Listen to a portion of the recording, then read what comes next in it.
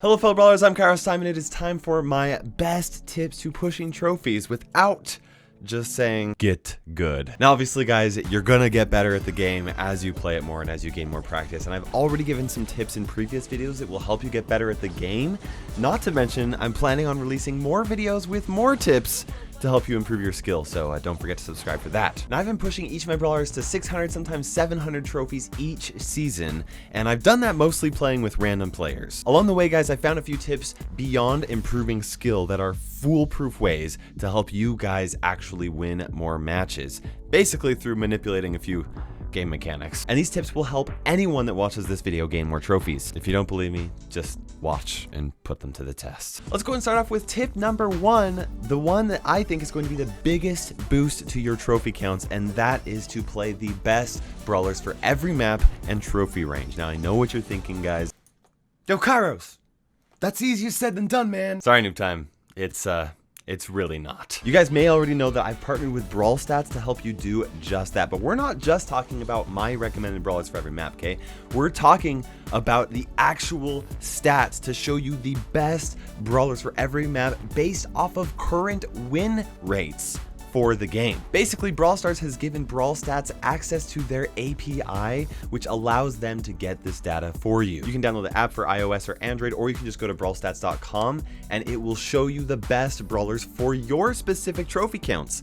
Not just overall, for all among specific trophy counts to where you're at. If you're newer to the game, you should select below 300 trophies. For more experienced players, you go ahead and select between 316 trophies. And for competitive players with maxed accounts, you should select above 600 trophies. This is incredibly important for a few reasons. First of all, yes, I do a tier list where I talk about the best brawlers for each mode.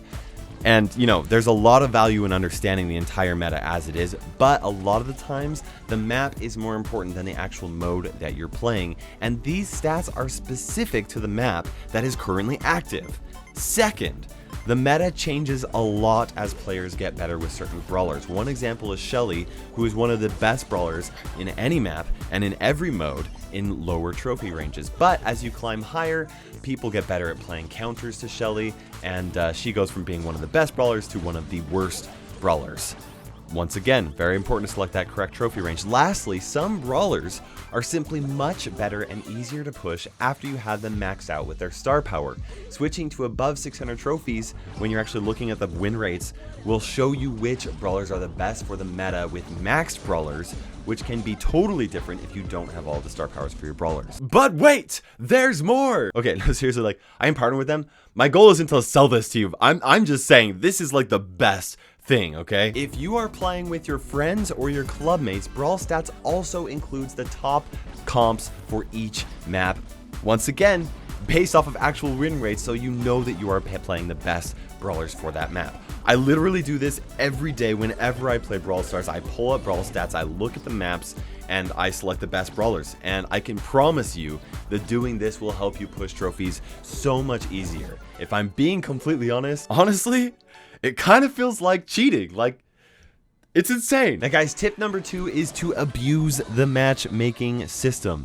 Now a while back, I did a video on tips to avoid unfair matchmaking, where I explained some of the finer details on how the matchmaking system works, as well as how to abuse it the best. Now if you are looking for specifics on how everything works, you can watch that video. The one tip that I would change is just the last one. Anyway, if you do watch that video, they made tweaks to the matchmaking algorithm just for one thing. Anyway, you get the idea. I will briefly have some of the tips for you right here. Okay, first of all, consider dropping out of matchmaking if it's taking longer than expected. This is especially true if you are below 500 trophies. If you're above 500 trophies, there's a good chance that you'll actually get the better end of the stick, the better end of the deal for long matchmaking. Not always though. Now the reason why is because this basically prevents poor matchups, because the criteria starts out with the most fair when you first jump into matchmaking, and the more time goes on, if it doesn't find you somebody to play against that is within that really fair matchmaking, it expands to be less and less fair the more time goes on. So quitting the matchmaking and then jumping in after a while, that's a really good way to avoid that unfair matchmaking. The second tip is to try and avoid playing with players that live in different regions of the world in order to avoid shot delay. This is where you're playing on a server far away from your location, which means that your shots will actually fire even up to half a second or an entire second after you try to fire it, which completely makes the game unplayable. It's very frustrating. Third tip is to avoid playing late at night so that you are less likely to face against players on different servers as well. This is for the same reason as the last tip, but also because playing on different servers may lead to more unfair matchmaking as well. Fourth tip is don't play too much of the same game mode for too long. This is especially true for solo modes like Showdown, Lone Star, and Takedown. Otherwise, you actually run the risk of playing better and better players due to matchmaking, excluding players that you've played against in the past. And yeah, so it's the best for you to switch game modes or brawlers after a while, especially if you start facing harder opponents. Tip number 5 for matchmaking is to switch between brawlers when you're pushing, unless you're consistently winning with a brawler. Obviously, you should still play a brawler that is good for the current map, but this will actually help give you the easiest matchmaking because it's far easier for you to push several brawlers up equally than it is to push one brawler super hard. That's also the best way for you to maximize star points each season as well. Tip number 6 for matchmaking is to play with teammates around your trophy count so that everyone on your team can handle the enemies that you face. Matchmaking will very frequently place you against enemies with the trophy counts closest to your highest trophy player. This means that if 2 of you guys are like 300 trophies, but you got a teammate that's 600 trophies, you're very likely going to face unfair matches against 600 trophy players. And the 2 people at 300 trophies are just going to really struggle. It's not going to work out. I typically actually don't like there to be more than a 50 trophy gap between all of the brawlers being played on my team. Okay, that's it for matchmaking tips. Now let's continue on with the tips, guys. General tip number 3 is that randoms may actually be your best option. Now I know that there are going to be people that will disagree with me on this, but honestly, up to 650 and possibly even 700 trophies, I have had incredibly good success playing with randoms almost every single time I play. Like, yeah, there's things that you can do. I'll give you some tips on how to play the best with randoms a little bit later, but there's a big reason why this is actually beneficial, okay? So in one of the recent updates, Supercell made it so that randoms would be given slightly easier matchmaking than organized teams. This means that if you're playing an organized team, you are more likely to face against other organized teams, and you're really going to want to have good teamwork if you want to win. Obviously, you're going to use Brawl stats to find out the best comp for the map, so it's not going to be a problem for you, but this is a general idea here. But there are a couple of other reasons why randoms can be better than organized teams sometimes. Typically, when playing with randoms, you'll be more likely matched with teammates around your trophy level than trying to go find teammates that are wanting to play brawlers around your trophy level. This makes matchmaking typically more fair. Also, it's a lot easier and a lot faster for you to just play with randoms than to go and find the right comp with players who are capable of playing at your level. Oftentimes, just taking the time to just play rather than like organizing a team will lead to more trophies. Now, this tip of playing mostly with randoms is going to break a lot of the advice that people may have given you in the past, or some of the thoughts that you currently have about the game. But guess what, guys? The game has changed, and I think that this is actually really solid advice. And of course, guys, let me know in the comment section if you do want a video talking about specific skill-wise tips that you can do to actually win more matches with randoms. I've picked on a lot of ways to help make up for poor randoms on your team. Tip number 4 is how to play with randoms, when to hit play again and when not to. First of all, you should pay a lot of attention to who gets the star player when your team wins. If somebody on your team other than you gets star player, that means they likely played better than you. Okay, now obviously star player isn't always the best at picking the best player, but a lot of the time it is. Regardless, you want to play with players that are playing better than you, or at least as well as you. So you should almost always hit play again when somebody else gets star player. Star player is a really easy way to gauge someone's skill, but beyond that, you should also be paying attention to the plays that your teammates are making in the middle of the match. I will often hit play again with teammates who make great plays in a match, even if we lose because of a stupid thing, right? A single loss might just be a fluke, especially if somebody is playing really well. And that, me doing that, playing a game with people that we've lost with, has actually led to a lot of win streaks afterward because I gave people a chance and I recognized their skill. Another tip is to pay attention to the types of brawlers that your teammates are playing. I typically want a well-rounded team comp, and once again, I check Brawl stats for this. If you have a solid brawler that you are playing for the map, and your teammates are also playing solid brawlers for the map, it's usually a good idea for you to play with them again. Sometimes, you can actually win very well with teammates who aren't actually super great at the game, just because they're playing brawlers that are excellent choices for the map.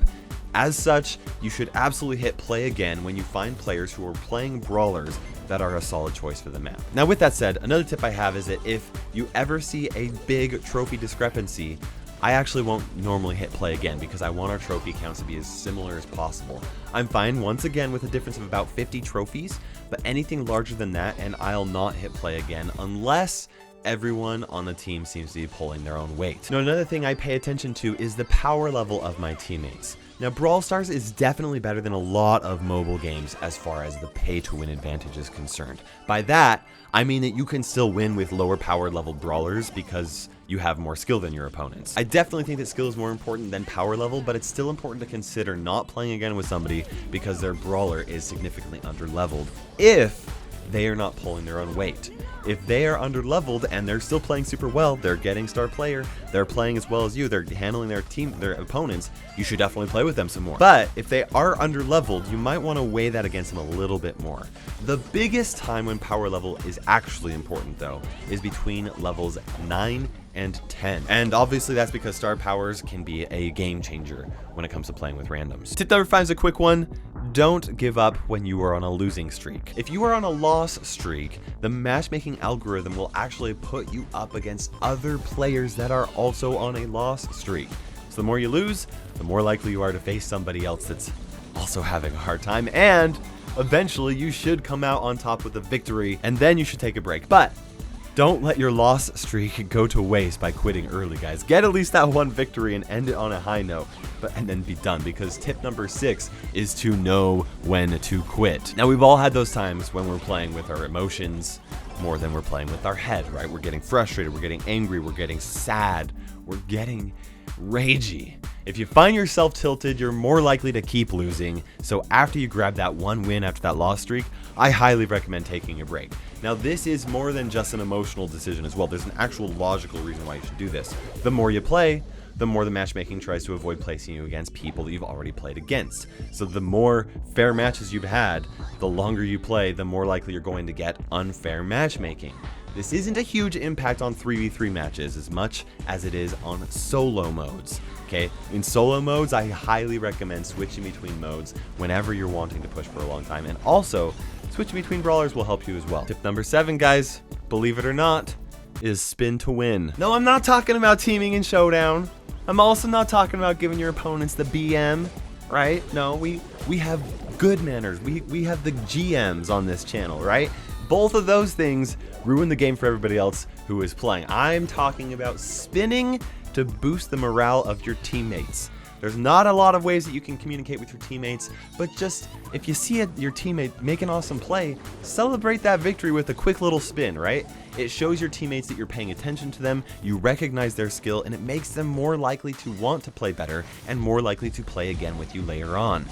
Do some quick spins to celebrate your team's victory, and you can really spin like crazy if you really want to while you're hiding in a bush so that your enemies don't think that you're BMing them, because, you know, then you'll be hiding. This, seriously, I know this sounds like a silly tip, but this is a huge thing that I have done to greatly improve the amount of trophies I'm able to push with randoms. Spin to win, guys. Also, stop the spin. It's confusing. I think you get the idea. Tip number 8 is to upgrade the right brawlers for their star powers. There are some brawlers that are just much easier to push once you have their star power. Bo, Barley, Poco, Daryl, Carl, Piper, BB, Mortis, Crow, and Leon are all brawlers that are significantly easier to push once they're maxed. If you are not a maxed player, I highly recommend focusing on getting all of your brawlers to level 6 or level 7 if you really need it to be a level 7 Then focus on upgrading one brawler at a time to level 9 so that it's possible to get star powers for them. You focus on doing that by only buying the power points for that one brawler in the shop whenever they pop up, and then saving your gold so that you can upgrade them to level 9. This way, you're more likely to make pushing these brawlers easier on yourself once you get a star power for them, and then the brawlers that you can push based off of just skill, you can focus on honing your skills playing them while you're upgrading the more difficult brawlers to push. And those are some foolproof tips on how you can push more trophies without just becoming a better player. I would love to know which tip helps you the most, so please let me know in the section below. And for don't subscribe, and don't forget to subscribe for more videos that will help you improve your actual skills as well. For now, guys, this is KairosTime ticking by, and we will see you in Brawl Stars.